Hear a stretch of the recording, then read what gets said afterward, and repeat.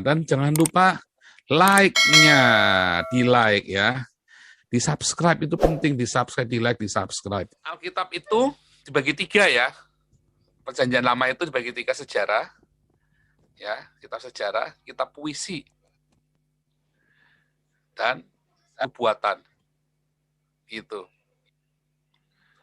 Jadi salah satunya memang sejarah. Nah, kalau Kejadian 1 sampai 10, saya yakin itu sejarah karena nanti makanya ada di kelas evangelis, di kelas apologetik ya. Kalau di kelas apologetik ya, nanti belajar tentang penciptaan. Kejadian 1 sampai 10 itu, nanti Kejadian 1 dan 2 itu tentang penciptaan. Saya ceritakan tentang penciptaan. Ya. Secara sains bagaimana itu Alkitab menggenapi. Nah, termasuk tadi ya, mengapa kok matahari diciptakan setelah tumbuhan, ya kan? Oh jelas, tumbuhan itu nggak butuh matahari buat bisa bertumbuh, ya kan?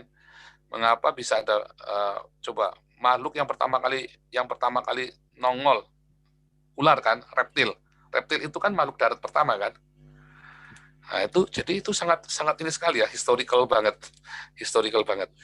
karena Alkitab memang ditulis berdasarkan kronologis. Nah, Alkitab itu berguna untuk menuntun kita hidup suci. Oh bukan, Alkitab itu berguna untuk menuntun kita kepada keselamatan.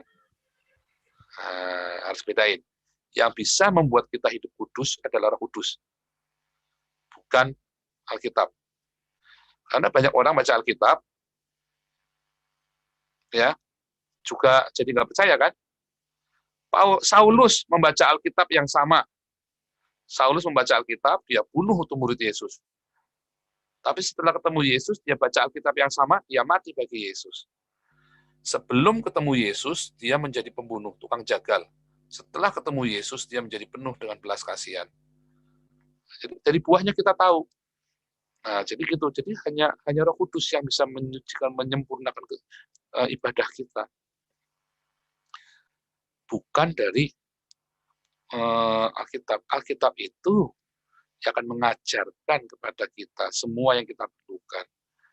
Alkitab itu berguna untuk mengajar, menasihati. Ya, di dalam 2 Timotius 3:18 itu ya, segala tulisan yang diilhamkan oleh Allah itu memang untuk mengajar kita dalam segala yang kita butuhkan. Dari pengajaran-pengajaran yang benar, yang sehat. Makanya cerdiklah seperti ular. Cerdiklah seperti ular itu bukan berarti, saya itu harus berhikmat. Bukan. Cerdik seperti ular itu artinya Anda harus tahu firman Tuhan dengan persis. Dibulak-balik kayak apapun Anda ngerti. Tetapi, seperti apa? Ular itu datang kepada kita, si pencoba ini datang kepada kita dengan firman Tuhan. Dan kita harus jawab dengan firman Tuhan lagi. Bukan dengan asumsi. Nah, jadi Alkitab itu kita harus mempelajari dengan tuntunan Roh Kudus.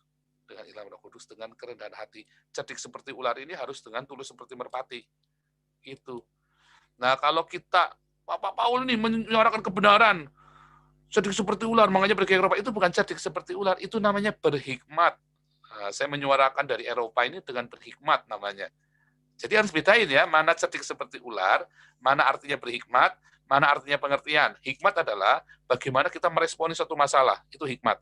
Pengertian adalah bagaimana kita memahami satu masalah. Kalau cerdik seperti ular, artinya kita mengerti benar-benar firman Tuhan. Tetapi jangan untuk pembenaran, tapi untuk kebenaran. Gara-gara dia mau cerai, wah, cari ayat tuh, pokoknya supaya saya boleh cerai. Wah, cari ayat, pokoknya supaya boleh cerai. Jangan, itu namanya cari pembenaran. Kebenaran sudah bilang nggak boleh cerai dengan alasan apapun juga. Intinya begitu. Jadi itu seperti itu ya. Nanti ada di pelajaran itu ya tentang sejarah, itu ada di dalam kelas apologetik sejarah. Itu bisa tepat ya.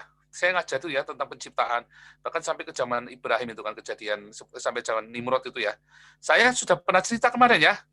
Spirit of Babel ya, konspirasi yang hari ke-3, ya, konspirasi teori hari ke-3, saya cerita sejarah, hari kedua dan ketiga saya cerita sejarah, saya tunjukkan tabelnya, tentang sampai zaman Nimrod itu ya, polanya selalu dari Nephilim ke Nimrod, terus ke kebangkitan Neo-Babilonia, Nebukadnezar, sampai ke Islam, sampai ke hari ini, 14.